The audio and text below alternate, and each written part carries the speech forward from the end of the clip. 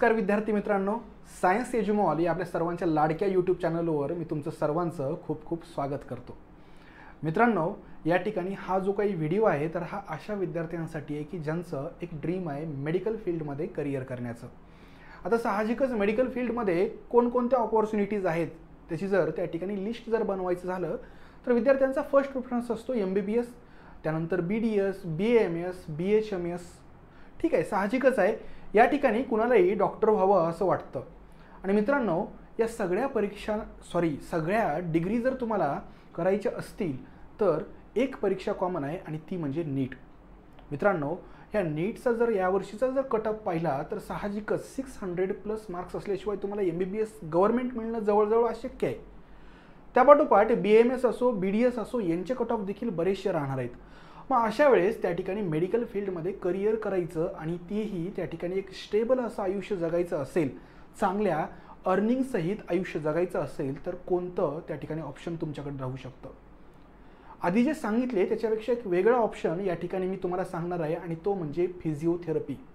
मित्रांनो, BPT नावाचा या ठिकाणी एक डिग्री कोर्स आहे जो मेडिकल फील्डमध्ये खूप महत्त्वाचा असा रोल प्ले करतो। या ठिकाणी बॅचलर ऑफ फिजिओथेरपी हा त्याचा लॉंग फॉर्म आहे। आता हे फिजिओथेरपी केलेले जे काही विद्यार्थी असतात तर त्यांना फिजिओथेरपिस्ट नावानं त्या ठिकाणी ओळखलं जातं आणि हेही एक प्रकारे डॉक्टरच असतात। अधिकृतरित्या त्यांनी त्या ठिकाणी डॉक्टर म्हणून स्वतःला त्या ठिकाणी स्वतःच्या नावाच्या पूर्वी डॉक्टर लावू शकतात। मित्रांनो, या ठिकाणी याच फिजिओथेरपीबद्दल किंवा BPT या कोर्सबद्दल आपल्याला या व्हिडिओच्या माध्यमातून डिटेल अशी माहिती घ्यायची। या BPTला ॲडमिशन घ्यायचं असेल तर महाराष्ट्रामध्ये कोणकोणते कॉलेजेस आहेत, त्यांचा कट ऑफ काय राहतो, कोणत्या एक्झाम थ्रू याचे ॲडमिशन होत असतात, कॉलेजेस कोणकोणत्या प्रकारचे आहेत, या सगळ्या गोष्टी अगदी सखोलपणे या ठिकाणी आपण त्या ठिकाणी त्याची चर्चा करणार आहोत। त्यामुळं व्हिडिओ शेवटपर्यंत नक्की पहा, तुम्हाला या व्हिडिओचा खूप जास्त फायदा होईल। तर मित्रांनो, या ठिकाणी आपण चर्चा करणार आहोत BPT या कोर्सबद्दल। आता याचं ड्युरेशन किती असतं तर एकूण ड्युरेशन असतं 4.5 वर्ष। आता इथं 4.5 वर्ष झाल्यानंतर साधारणतः 6 महिन्याची इंटर्नशिप देखील असते। तुम्हाला माहिती आहे मेडिकल फील्डमध्ये इंटर्नशिप फार महत्त्वाची ठरते, कारण फक्त थेरॉटिकल नॉलेज असून चालत नाही, प्रॅक्टिकल नॉलेज जे काही आहे तर ते तुम्हाला या इंटर्नशिपच्या काळामध्ये मिळत असतं। आता याच्यासाठी इलिजिबिलिटी काय आहे हे सर्वात महत्त्वाचं। साहजिकच याच्यासाठी फिजिक्स, केमिस्ट्री आणि बायोलॉजी असणं मस्ट आहे। म्हणजे एकंदर तुमचा जो काही ग्रुप आहे 12th साठी तर तो PCB किंवा PCMB असणं आवश्यक आहे आणि त्यासोबतच या ठिकाणी तुम्हाला बोर्डाला मिनिमम 40% मार्क्स पाहिजे। आणि जर तुम्ही कॅटेगरीमध्ये असाल तर अशा वेळेस म्हणजे SC किंवा ST या कॅटेगरीमध्ये असाल तर तुम्ही या 3 विषयामध्ये म्हणजे PCBमध्ये मिनिमम 35% मार्क्स घेणं आवश्यक आहे। आता पुढचा महत्त्वाचा प्रश्न येतो की या ठिकाणी ह्यांचे कॉलेजेस जे काही आहेत तर ते महाराष्ट्रामध्ये सगळे सारखेच आहेत का, तर नाही मित्रांनो। इथं महाराष्ट्रामध्ये 2 प्रकारचे कॉलेजेस आहेत। एक जे काही आहेत तर ते डीम्ड युनिव्हर्सिटीज आहेत किंवा त्यांच्या अंतर्गत येणारे कॉलेजेस आहेत। तुम्हाला माहिती असेल बरेचसे जे काही महाराष्ट्रामध्ये जे काही युनिव्हर्सिटीज आहेत तर त्या डीम्ड आहेत, म्हणजेच या ठिकाणी त्यांना आपण ॲटॉनॉमस देखील सोप्या भाषेमध्ये म्हणू शकतो। म्हणजेच त्या ठिकाणी ते स्वायत्त असे कॉलेजेस किंवा स्वायत्त अशा युनिव्हर्सिटीज असतात। आणि दुसरे जे काही आहेत तर असे कॉलेजेस की जे MUHS म्हणजेच जे काही Maharashtra university for health science जी काही आहे तर त्याच्या अंतर्गत असणारे जे काही कॉलेजेस आहेत तर त्यांना याच्या कॅटेगरीमध्ये ठेवलं जातं। आता डीम्ड युनिव्हर्सिटीमध्ये किंवा त्यांच्या कॉलेजेसमध्ये तुम्हाला जर ॲडमिशन घ्यायचं असेल तर त्यांची स्पेसिफिक अशी स्वतःची एंट्रन्स एक्झाम असते आणि जर समजा तुम्हाला MUHS अंडर असणाऱ्या कॉलेजेसमध्ये जर ॲडमिशन घ्यायचं असेल तर तुम्हाला नीट स्कोअर जो काही आहे तर तो इथं त्या ठिकाणी कन्सिडर केला जातो।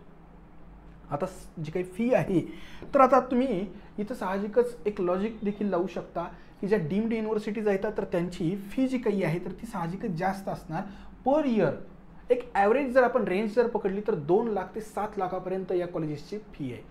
तुलनेनं MUHS जे काही कॉलेजेस आहेत तर याची फी मात्र तुलनेनं कमी आहे, साधारणतः 1.25 लाख ते 6 लाख पर इयरपर्यंत यांची फी आहे।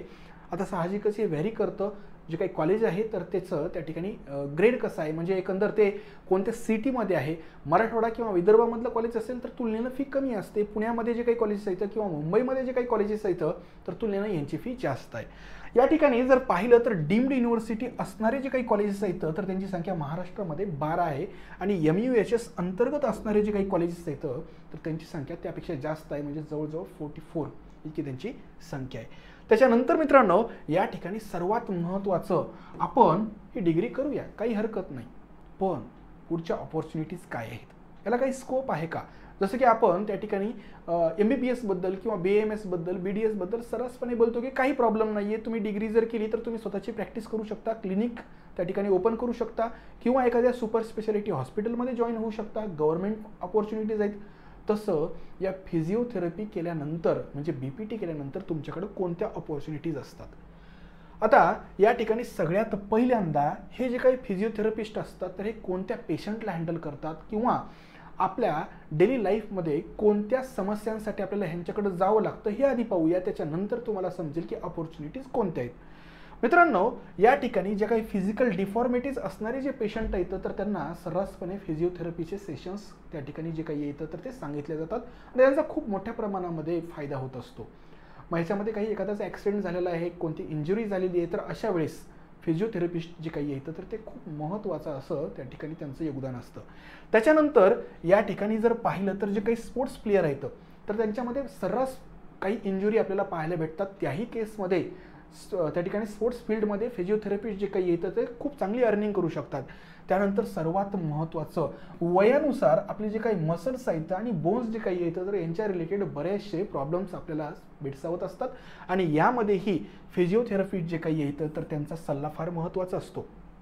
त्यासोबतच रिहॅबिलिटेशन स्पेशलिस्ट जे काही येतं तर तेही फार महत्त्वाचे असतात. जसं की त्या ठिकाणी खूप साऱ्या ऑपरेशन्स झालेले असतात, काही त्या ठिकाणी न्यूरोसर्जरी असतात, कार्डियक सर्जरी असतात, काही त्या ठिकाणी ऑर्थोपेडिक्समध्ये हाडांच्या सर्जरी झालेल्या असतात किंवा फ्रॅक्चर जे काही येतं तर हे ऑपरेशन झाल्यानंतर त्या पेशंटला त्या ठिकाणी त्याचं दैनंदिन जे काही आयुष्य आहे तर ते लवकरात लवकर सुरळीत करणं आवश्यक असतं. म्हणजे एकंदर डॉक्टरांनी सर्जरी करून त्यांचं काम खतम केलेलं असतं, पण त्याच्यानंतर त्या पेशंटला लवकरात लवकर त्याचं पूर्वायुष्य जे काही आहे तर ते चालू करण्यासाठी मदत जी काही आहे तर ती फिजिओथेरपिस्टची होत असते. म्हणजे एकंदर या ठिकाणी इथं देखील फिजिओथेरपिस्ट फार महत्त्वाचा रोल प्ले करतो. मग आता ह्यांच्या ऑपॉर्च्युनिटीज कुठं आहेत तर साहजिकच जे काही प्रायव्हेट क्लिनिक आहेत तर ते त्यांनी चालू करू शकतात. त्यासोबतच गव्हर्नमेंट हॉस्पिटल असो, प्रायव्हेट आणि गव्हर्नमेंट नर्सिंग होम आहेत, कम्युनिटी हेल्थ सेंटर जे काही असतात CHC, ठीक आहे, प्राथमिक आरोग्य केंद्र वगैरे, त्यासोबतच त्या ठिकाणी काही NGO आहेत, काही स्पोर्ट्स टीम वगैरे जे काही असतात, त्यासोबतच काही जिम, फिटनेस क्लिनिक्स, या अनेक ठिकाणी तुम्हाला फिजिओथेरपिस्टची गरज असते. तुमचं BPT झालेलं असेल, तुमच्याकडे चांगल्या प्रकारच्या स्किल्स असतील तर तुम्ही यापैकी कुठंही जॉईन होऊ शकता आणि खूप चांगल्या प्रकारे तुमची अर्निंग होऊ शकते. ठीक आहे. त्याच्यानंतर या ठिकाणी आपल्याला पाहायचं मित्रांनो यांचा सिलेबस काय असतो. ठीक आहे, म्हणजे एकंदर आपण यांना डॉक्टर म्हणतो तर साहजिकच यांच्या सिलेबसमध्ये त्या प्रकारचे सब्जेक्ट तर असतीलच. जसं आपल्याला MBBSच्या बाबत माहिती असतं की बाबा फर्स्ट इयरला त्यांना ॲनाटॉमी असतं, फिजिओलॉजी असतं, बायोकेमिस्ट्री यासारखे सब्जेक्ट्स असतात. मग यांना कोणते सब्जेक्ट्स असतात तर यांच्या फर्स्ट इयरमध्ये त्या ठिकाणी फिजिओथेरपीचे इंट्रोडक्शन नावाचा सब्जेक्ट असतो, physiology, anatomy, first aid and nursing, biochemistry, food science and nutrition, psychology, sociology, communication skill. म्हणजे एकंदर तुम्हाला मेडिकल फील्डमध्ये त्या ठिकाणी डॉक्टर बनवणाऱ्या ज्या काही डिग्री आहेत मग MBBS असो, BAMS असो, त्यापैकी बरेचसे सब्जेक्ट्स इथं यांना फर्स्ट इयरला पाहायला भेटतात. सेकंड इयरला फार्माकोलॉजी आहे, बायोकेमिस्ट्री आहे, इलेक्ट्रोथेरपी आहे, त्यानंतर मायक्रोबायोलॉजी आहे, पॅथॉलॉजी आहे, क्लिनिकल ऑब्झर्वेशन, एक्सरसाइज थेरपी यासारख्या त्या ठिकाणी सब्जेक्ट्स तुम्हाला कंप्लीट करावे लागतात.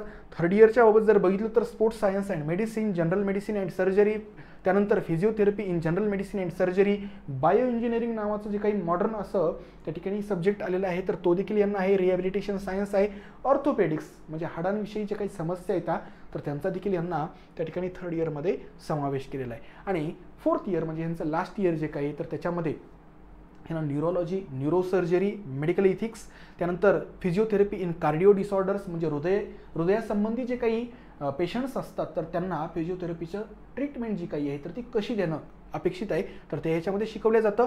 आणि त्यासोबतच रेस्पिरेटरी डिसऑर्डर्स जे काही आहेत, श्वसनासंबंधी जे काही डिसऑर्डर्स असतात तर त्यामध्ये देखील त्या ठिकाणी फिजिओथेरपिस्ट जो काही आहे तर तो खूप महत्त्वाचा रोल प्ले करत असतो. म्हणजे एकंदर तुमचे नर्वस सिस्टीम असो, त्या ठिकाणी तुमचे बोन्स वगैरे जर बोन्स आहेत किंवा मग तुमचं हर्ट आहे, त्यानंतर तुमचे रेस्पिरेटरी सिस्टीम आहे, या सगळ्यांमध्ये त्या ठिकाणी या फिजिओथेरपिस्टचा एक महत्त्वाचा रोल असतो. म्हणजे एकंदर या ठिकाणी जर पाहिलं तर हे 4 वर्ष झाल्यानंतर आपण ऑलरेडी बघितलेला आहे, तो 6 महिने इंटर्नशिप जो काही करतो तर त्यामध्ये हे सगळं प्रॅक्टिकल नॉलेज तो घेत असतो. आता BPT झाल्यानंतर त्या ठिकाणी एक MPT नावाचं त्या ठिकाणी पोस्ट ग्रॅज्युएशन ह्यांचा कोर्स असतो, 2 वर्षांचा, आय थिंक 3 वर्षांचा असतो. आणि या काळामध्ये देखील तो खऱ्या अर्थानं त्या ठिकाणी स्पेशलायझेशन करत असतो. जसं आपण MBBSच्या नंतर MD किंवा MS पाहत असतो ना, म्हणजे एकंदर MBBS हे प्लेन ग्रॅज्युएशन झालं, त्याच्यानंतर MD जे काही आहे तर हे म्हणजे तुम्ही स्पेशलिस्ट बनत असता. मग त्याच्यामध्ये मग कार्डिओलॉजिस्ट आहे, न्यूरोलॉजिस्ट आहे, ऑप्थॅल्मॉलॉजिस्ट आहे, म्हणजे एकंदर तिथं प्रत्येक ऑर्गन संबंधित जे काही आपण स्पेशलायझेशन करत असतो त्याच पद्धतीनं इथं आपण मास्टर इन फिजिओथेरपी म्हणजे MPTच्या माध्यमातून स्पेशलायझेशन करत असतो. मग MPT केलेले बरेचसे त्या ठिकाणी हाडांविषयीचे स्पेशलिस्ट झालेले असतात, काही नर्वस सिस्टीमचे झालेले असतात, तर काही त्या ठिकाणी मसल्सविषयी त्यांचं नॉलेज जे काही आहे तर त्यांनी स्वतःचं नॉलेज ग्रो केलेलं असतं. आता सर्वात महत्त्वाचं कॉलेजेस जे काही आहेत तर ते नेमके कोणते आहेत तर मॅक्झिमम चांगले कॉलेजेस जे काही आहेत तर ते तुम्हाला पुणे आणि मुंबई एरियामध्येच पाहायला भेटतील. त्यामध्ये KJ सोमय्या कॉलेज जे काही आहे तर ते तुम्हाला पाहायला भेटतं. Lokmanya Tilak municipal medical college आहे, MGMचं फिजिओथेरपीचं कॉलेज आहे, ठीक आहे. त्याच्यानंतर मित्रांनो Mumbai institute of information technology आहे, त्यानंतर DY पाटील मेडिकल कॉलेज, तिथं देखील फिजिओथेरपीचं खूप चांगलं असं त्या ठिकाणी नॉलेज तुम्ही मिळवू शकता. त्यानंतर सेट GS मेडिकल कॉलेजमध्ये देखील फिजिओथेरपीचं जे काही कॉलेज आहे ते खूप चांगलं कॉलेज आहे. त्यानंतर नाथीबाई दामोदर ठाकरसी वुमन्स युनिव्हर्सिटी जी काही आहे तर त्यांचं देखील फिजिओथेरपीचं कॉलेज आहे. टोपीवाला, ठीक आहे, तर हे मुंबईला कॉलेज आहे, खूप चांगलं कॉलेज आहे टोपीवाला नॅशनल मेडिकल कॉलेज. त्यानंतर DS Brijlal Jindal college of physiotherapy, त्यानंतर DY पाटील विद्यापीठाचं कॉलेज आहे, त्यानंतर रंगूनवाला कॉलेज ऑफ फिजिओथेरपी आहे, महाराष्ट्र इन्स्टिट्यूट ऑफ फिजिओथेरपी, हे सगळे कॉलेजेस जे काही आहेत तर मी टॉपचे असे कॉलेजेस घेतलेले आहेत. त्यासोबतच युनिव्हर्सिटीचा जर विचार केला तर त्या ठिकाणी सावित्रीबाई फुले पुणे युनिव्हर्सिटी जे काही आहे तर त्यांचं फिजिओथेरपीचं कॉलेज आहे. आणि त्यासोबतच टिळक महाराष्ट्र विद्यापीठ जे काही आहे ज्याला आपण TMV नावानं ओळखतो तर त्यांचं देखील फिजिओथेरपीचं कॉलेज आहे. मित्रांनो, या ठिकाणी तुम्हाला जर प्रिफरन्स लावायचा असेल तर तुम्ही फिजिओथेरपीला कुठं ठेवू शकता. साहजिकच फर्स्ट प्रिफरन्स MBBS असणं अपेक्षितच आहे, पण त्याच्यानंतर BDS, BMS का फिजिओथेरपी का नर्सिंग असे विविध प्रश्न तुम्हाला भेडसावत असतील तर निश्चितच तुम्ही मित्रांनो तुम्ही MBBSला जर त्या ठिकाणी इलिजिबल नसाल, तेवढे मार्क्स नसतील तर तुम्ही फिजिओथेरपी डायरेक्ट सेकंड ऑप्शन म्हणून कन्सिडर करू शकता. हा तुमचा पर्सनल चॉईस आहे मित्रांनो. बऱ्याच जणांना BMS, BDS करायचं असेल, निश्चितच विद्यार्थ्यांचा प्रिफरन्स असतो, पण याचा अर्थ फिजिओथेरपी जे काही आहे तर ते काही फारच लो लेवलची डिग्री आहे असं बिलकुल नाही आहे मित्रांनो. आज त्या ठिकाणी असे बरेचसे फिजिओथेरपिस्ट आहेत की जे एका सेशनचे 600, 700, 800 रुपयापर्यंत त्यांची फीज जी काही आहे तर ती चार्ज करतात. खूप चांगली अशी अर्निंग त्या ठिकाणी आहे. ज्यांनी MPT केलेलं आहे, स्पेशलायझेशन केलेलं आहे तर त्यांची अर्निंग आणखी त्या ठिकाणी त्यांनी नेक्स्ट लेवलला नेलेली असते.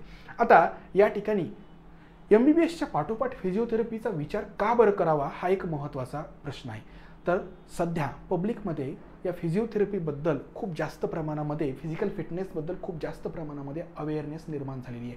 त्यामुळं एक काळ होता की फिजिओथेरपिस्ट नेमकं काय काम करतो हे देखील लोकांना माहिती नव्हतं, पण आज मात्र अशी परिस्थिती नाही आहे. लोकांना एक्झॅक्ट माहिती आहे यांचं काम नेमकं काय आहे.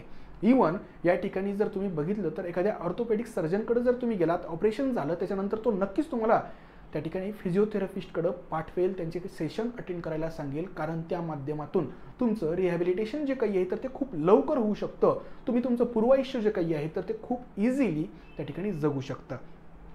आणखी जर तुम्ही पाहिलं तर मित्रांनो, साधारणतः आज वयाच्या 40-45 मध्ये तुम्हाला एक सर्रासपणे जे प्रॉब्लेम जाणवतात ते म्हणजे जॉईंट पेन्स आहेत किंवा फ्रोझन मसल्स आहेत किंवा त्या ठिकाणी न्यूरो डिसऑर्डर्स वगैरे जे काही आहेत तर हे पूर्वी जे 60-70च्या नंतर जाणवायचे, आज आपल्या लाईफस्टाईलमुळं आपल्याला साधारणतः 40 ते 45 मध्ये या प्रकारचे प्रॉब्लेम जाणवत आहेत. याचा अर्थ पेशंट्सची संख्या वाढलेली आहे.